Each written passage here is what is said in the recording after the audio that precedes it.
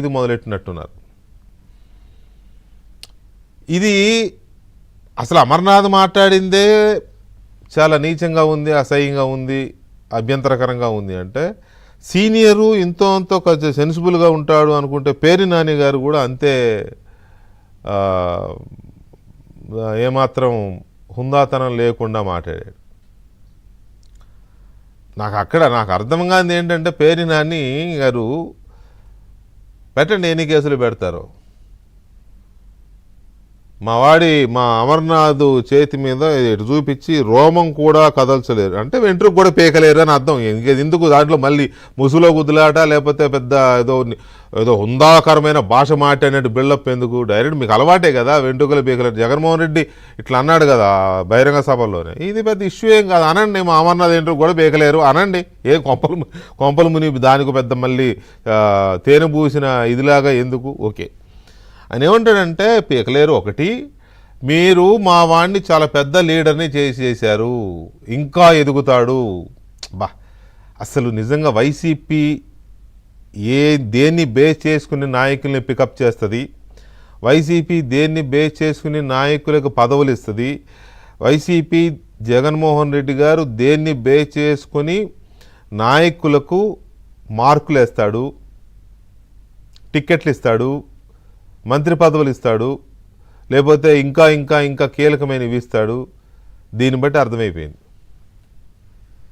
ఉంటే సైలెంట్గా ఉండొచ్చు, లేకపోతే మీరు మావాడు అన్న దాంట్లో అభ్యంతరకరం ఏం లేదు కదా, మీరు అన్నదానికి మావాడు అన్నాడు కేసులు పెడతారా పెట్టుకోండి అనొచ్చు. కానీ మావాడిని పెద్దోడిని చేసేసారు. అంటే నాకు అర్థం కాల, కేసులు పెడితే లేకపోతే ఇలా మహిళలు రోడ్ల మీద కోడిగుడ్లతో కొడుతూ నిరసన ప్రదర్శనలు చేస్తే మీ వాడికి కిరీటం పెట్టినట్ట? ఇది ఏ రకమైన పొలిటికల్ సర్టిఫికేషనో నాకు అర్థం కాల. కొంచెం అప్పుడు చంద్రబాబు నాయుడు గారి ఇంటి మీద దాడికి వెళ్ళి మంత్రివర్గ విస్తరణ ఉంటుందని తెలిసే జోగి రమేష్ చంద్రబాబు నాయుడు ఇంటి మీద దాడికి వెళ్ళాడు, భలే గెస్ట్ చేశాడు. వెళ్ళిన 3వ రోజు మంత్రి పదవి వచ్చింది. చంద్రబాబు నాయుడిని తిడితేనే మంత్రి పదవులు వస్తాయని చెప్పి కొడాలి నాని, పేర్ని నాని ఇలా అందరూ క్యూ కట్టి బండబూతులు తిడితే వాళ్ళందరికీ మంత్రి పదవులు వచ్చినాయి. అక్కడ దాకెందుకు ఆ పార్టీలో చేసి బయటకు వచ్చిన డొక్కవర ప్రసాద్ మీటింగ్ డిబేట్ పెట్టినప్పుడు వాళ్ళు చెప్తాడు, అక్కడ నాకు చీటీ రాసి ఇచ్చేవాళ్ళు బండబూతులు, నేను చదవననేవాడిని, నువ్వు చదివితేనే నీకు ఏదో పదవి అని చెప్పి ఓపెన్గా చెప్పేవాళ్ళు నాకు అని. ఇది వాళ్ళ కల్చర్. సో అసలు విషయానికి వస్తే డిఎస్సి మీద చర్చకి జగన్మోహన్ రెడ్డి వెళ్తారా? లోకేష్ విసిరిన సవాల్ను స్వీకరించి మళ్ళీ ఆడొస్తాడు ఈడొస్తాడంటే కుదరదు. లోకేష్ విసిరిన సవాలు జగన్మోహన్ రెడ్డికి, జగన్మోహన్ రెడ్డే వెళ్ళాలి చర్చకి.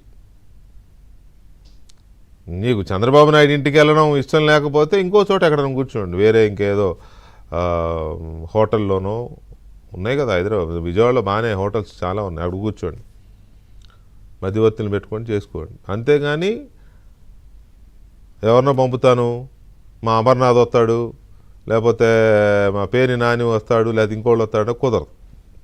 లేదా ఇటు ప్రభుత్వానికి కానీ అటు జగన్మోహన్ రెడ్డికి కానీ ఓకే అనుకుంటే అసెంబ్లీ సమావేశాలు ఇస్ ద బెస్ట్ ఆప్షన్. అందరి రంగు బయటపడిపోద్ది. నిజంగా నిరుద్యోగుల మీద, అభ్యర్థుల మీద, లేకపోతే పరీక్షల్లో అవకతవకలు జరిగాయనే తన ఆరోపణల మీద తనకు తానికే నమ్మకం ఉంటే వాటిని నిరూపించడానికి అసెంబ్లీకి జగన్మోహన్ రెడ్డి వస్తాడు, వచ్చి తీరాలి. అది తెలియాలంటే ప్రభుత్వం అసెంబ్లీ సమావేశాలు పెట్టాలి, 1 రోజో 2 రోజులో ప్రత్యేకంగా డిఎస్సి మీదనే పెట్టాలి.